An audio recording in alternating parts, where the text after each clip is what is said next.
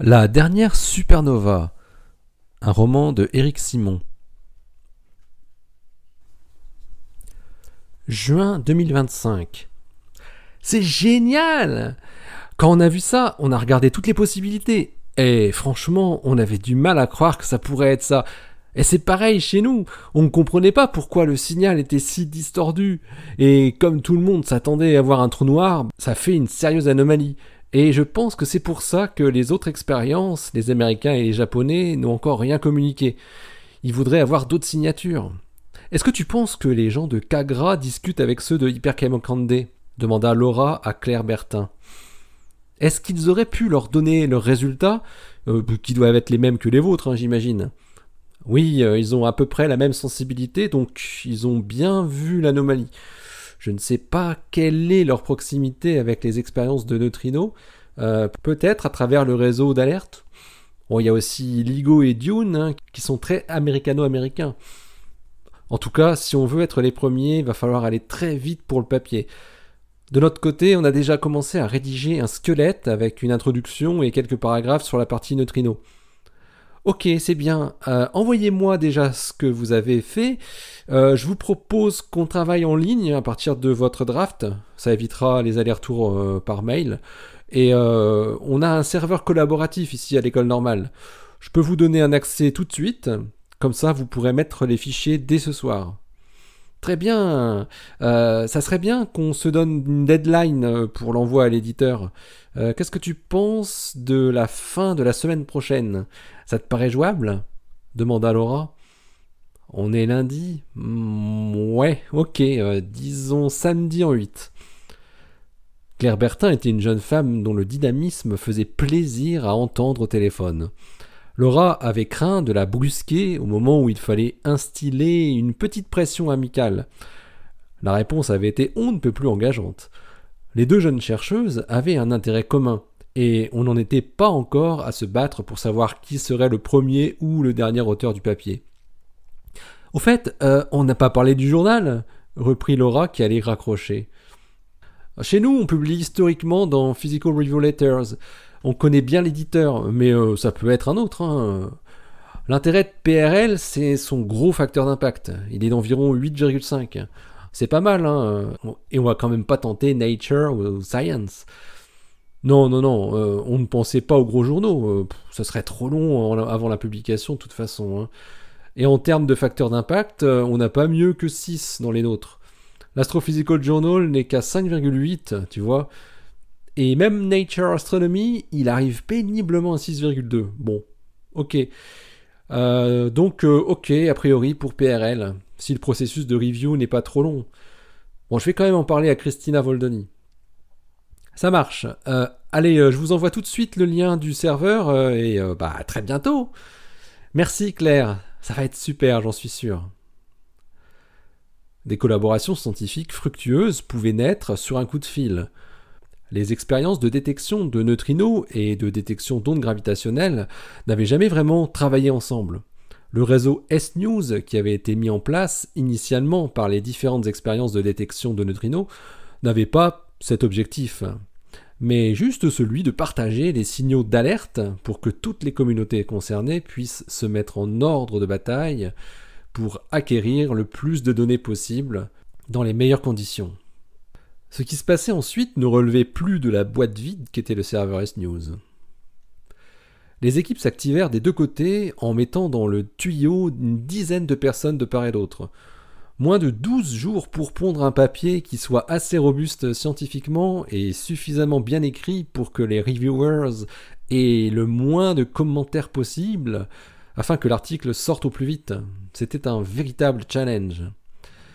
Christina et Claire avaient décidé, avec l'accord des responsables des deux collaborations, de publier la version préprint avant que l'article soit officiellement accepté par PRL. C'était Laura qui avait été désignée comme auteur principal. C'était à elle qu'avait été dévolu l'honneur de déposer le fichier du manuscrit sur le site archive.org, dont les chercheurs raffolaient toujours autant pour se tenir informés en temps réel des articles en cours de publication. Claire était en second auteur et Christina en dernier. L'article faisait pas moins de 12 pages et concluait de manière assez catégorique que le cœur de Bételgeuse ne devait pas avoir dépassé 1,5 masse solaire et que l'objet compact qui s'était formé devait être un pulsar et non un trou noir. Les données des neutrinos et des ondes gravitationnelles se confirmaient l'une l'autre. La masse de l'étoile n'était pas remise en cause, mais juste celle de son cœur. Aucune tentative d'explication astrophysique n'était proposée pour expliquer la faible masse du cœur par rapport à la masse totale de l'étoile. Ce point était renvoyé aux spécialistes. Le fait qu'aucune pulsation radio n'ait jusqu'alors été observée devait signifier que l'axe magnétique de l'étoile à neutrons était quasi orthogonal à la direction de visée. L'article se terminait par quelques prédictions observationnelles attendues, prouvant à nouveau la nature de l'objet compact, comme des éruptions gamma, dans le cas où le champ magnétique serait très intense, produisant des fortes recombinaisons magnétiques. En déposant le manuscrit, Laura précisa dans la description « Commentaire bienvenu ». Elle s'attendait à recevoir pas mal de contributions. Les réactions ne furent pas extrêmement nombreuses, mais toutes du même type. Il n'était pas concevable que le cœur d'une étoile aussi massive ait une masse aussi faible, d'après le modèle de Lindart. Les modèles d'évolution stellaire étaient formels selon les spécialistes. Une étoile ayant une masse totale de 19 masses solaires ne pouvait pas avoir un cœur dont la masse serait inférieure à environ 4 masses solaires et demie. Christina et Laura lisaient en direct les remarques qui arrivaient sur leur préprint. Et elles savaient que Claire et ses collègues devaient en faire de même. Personne n'arrivait à croire à une chose pareille, visiblement. Elles commençaient à se dire que les referees, qui allaient juger la validité scientifique de leur papier, allaient peut-être leur demander de nombreuses corrections, notamment dans la partie interprétation des analyses de données. Si c'était la masse totale de Bételgeuse qui empêchait d'imaginer un cœur aussi petit, peut-être fallait-il remettre en cause les estimations de masse de la supergéante après tout. Ce n'était pas dit, comme tel dans la conclusion de l'article, mais une phrase suffisamment floue le laissait supposer. Personne ne semblait rebondir sur cette possibilité, tenant pour acquis la valeur généralement admise pour feu Bételgeuse. Laura pensa qu'une telle inertie intellectuelle était peut-être justement un signe que c'était là le point à creuser. Elle reprit donc tout depuis le début en se focalisant sur cette valeur de 19 masses solaires. Après avoir continué à potasser des livres d'astrophysique et de nombreuses publications concernant Alpha Orionis, alias Bételgeuse, Laura, qui était davantage spécialiste des astroparticules que de la physique stellaire, trouva tout de même quelques éléments intéressants qu'elle arrivait à comprendre. Il existait plusieurs méthodes pour évaluer la masse d'une étoile. Pour les étoiles les plus normales, celles qui se trouvent sur ce que les astronomes appellent la séquence principale dans le diagramme de Hertzsprung-Russell, un diagramme bien commode qui trace où se situent les étoiles en fonction de leur température et de leur luminosité, la masse est déduite directement de la position de l'étoile dans le diagramme. Il ne fallait connaître que la température, obtenue par le spectre de l'étoile, et sa luminosité. Mais pour les étoiles moins normales, comme les géantes ou les supergéantes rouges, comme Bételgeuse, Antares, Aldébaran ou d'autres, qui ne se trouvent pas sur la séquence principale, leur masse est déduite à partir de modèles d'évolution stellaire, connaissant par ailleurs leur luminosité et leur température de surface. La luminosité intrinsèque d'une étoile dépend de la luminosité observée et de sa distance. Mais la distance de Bételgeuse était un paramètre bizarrement assez mal connu.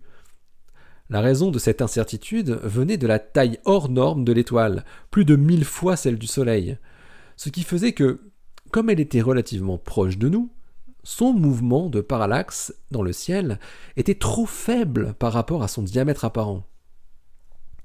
La mesure de la parallaxe était la méthode de choix pour mesurer la distance des étoiles proches. Les estimations de distance de Bételgeuse variaient ainsi entre 450 années-lumière pour les plus optimistes et 723 années-lumière pour les auteurs les plus pessimistes. Donc, sa luminosité intrinsèque était elle aussi entachée d'une incertitude non négligeable, d'autant plus que la luminosité variait avec la distance au carré. Laura trouva dans sa recherche bibliographique que la masse admise par tous, de 19 masses solaires, avait été estimée à partir d'une valeur de distance élevée, 700 années-lumière. Mais si la distance était en fait plus faible, par exemple 450 années-lumière, la luminosité intrinsèque devait être divisée par un facteur 2,4. Il devait s'ensuivre une valeur de la masse plus faible également. Mais la relation entre luminosité et masse n'était pas linéaire. Cela aurait été trop simple. D'ailleurs, avec une masse divisée par le même facteur, l'étoile aurait sans doute été trop légère pour finir en supernova. Ce petit calcul de coin de table laissa Laura songeuse. Elle se disait qu'elle devait tenir une bonne piste pour fournir une explication plausible. Pour réduire la masse de Bételgeuse, il fallait diminuer sa distance. Et c'était tout à fait possible au vu de la plage très large connue à ce jour. Laura déjeunait souvent avec les autres doctorants de l'Institut, Claudia et Roberto, qui travaillaient sur des expériences au laboratoire du Grand Sasso. Alors qu'ils ne parlaient presque jamais de science ou de leurs activités respectives, Roberto demanda soudainement à Laura « Elle est à quelle distance, la supernova ?»« Ça, c'est une bonne question. Je suis justement en train de travailler là-dessus, c'est marrant, hein ? Il faut que je montre que l'étoile est moins massive que ce qu'on pense. Et donc, que sa distance est plus faible que ce qu'on pensait. Les deux sont liés via la luminosité intrinsèque. Mais bref, je passe les détails. Ah ouais, mais on sait pas alors ? Disons que la précision n'est pas grandiose. Entre 450 et 720 années-lumière. Ça laisse pas mal de marge. Hein. Et avec les neutrinos, on peut pas la mesurer, la distance ? Demanda Roberto. Avec les neutrinos ? Laura faillit avaler son ravioli sans le mâcher. Un flash transperça le cortex préfrontal de la jeune chercheuse. Si, et c'est ce qu'on va faire. Laura jubilait intérieurement. Une question naïve, comme on ne s'en posait pas assez souvent, venait de lui fournir une solution.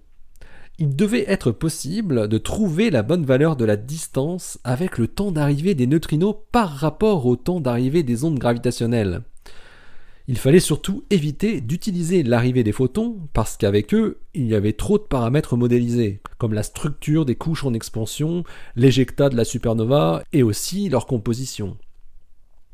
Mais avec les ondes gravitationnelles, ça devait être extrêmement clair. Laura sauta le café et alla voir directement sa directrice de thèse à l'étage. Après lui avoir expliqué son idée, Laura demanda à Christina avec quelle précision on pourrait connaître la distance en mesurant l'écart entre les ondes gravitationnelles et les neutrinos, sachant qu'elle connaissait l'énergie cinétique des neutrinos avec une précision inférieure au %, elle l'avait dans leurs données. Bon, ce qui est sûr, lui répondit Christina, c'est qu'avec leur énergie, on peut totalement négliger la masse. Heureusement. Je te propose d'ailleurs qu'on prenne 0,1 électronvolt, mais tu peux même la négliger, hein, ça changera rien.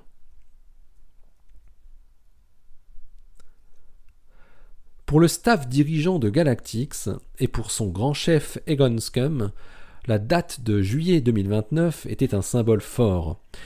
Même si l'aventure lunaire avait repris depuis maintenant 2 ans, la date du 16 juillet 1969 restait gravée dans la mémoire des anciens. Ils avaient donc élaboré leur rétro-planning en partant du 16 juillet 2029. Tout devait être terminé pour cette date du lancement du premier équipage qui foulerait le sol de Mars. La capsule habitée devait donc être prête en janvier 2029. Quant au lanceur, dans sa dernière version longue distance, il devait être finalisé dans ses moindres détails au plus tard fin janvier 2026. L'équipage de 5 hommes et femmes, ainsi que leur doublure, serait choisi dès le mois d'avril 2026, pour suivre un programme d'entraînement encore plus spécifique que ce qu'ils avaient déjà subi depuis leurs premiers examens d'entrée dans la compagnie. Le choix des équipages, et notamment celui de la mission Mars Explorer 1, devait se faire après 1 an d'entraînement intensif pour évaluer les plus robustes parmi les 80 astronautes embauchés. Les responsables scientifiques avaient fait le choix de ne pas faire voler la capsule Crew Antares avant la première mission habitée. Il y avait en revanche déjà eu quelques lancements grandeur nature, mais à vide, pour tester certaines fonctionnalités du lanceur lourd. Ensuite, 7 lancements du vaisseau Antares dans sa version Load étaient planifiés entre janvier 2026 et juillet 2029 pour transporter en avance de phase les premiers matériels sur la zone sélectionnée qui seraient dévoilés à la fin de l'année 2025 si le planning était respecté.